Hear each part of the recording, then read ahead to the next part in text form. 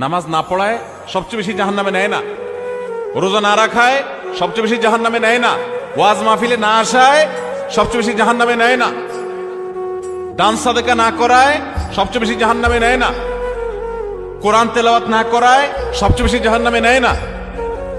তাহলে কিসের সবচেয়ে বেশি জাহান্নামে নেয় মানুষকে? সুইলা রাসূলুল্লাহ সাল্লাল্লাহু আলাইহি সাল্লাম আন আকসারি মা ইউদখিলুন নাস আন-নার, মানুষকে সবচেয়ে বেশি জাহান্নামে নেয় কোন জিনিসে জিজ্ঞাসা করা হয়েছে।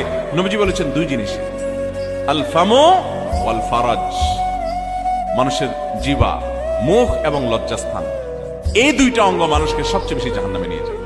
সবচেয়ে বেশি জাহান্নামে নিবে এই দুইটা অঙ্গ। নামাজ পড়ে, দাঁড়িয়েও আছে, কিন্তু ফেসবুকে তলে তলে জেনা করে, চ্যাট করে, এটা তো জেনা। মানে সে কারোর প্রতি আসক্ত, হারাম রিলেশন হয়ে গেছে। এটা মহামারীর আকার ধারণ করে। সবচেয়ে বেশি মানুষ জাহান্নামে যাবে এই পাপের কারণে, অপরাধের কারণে।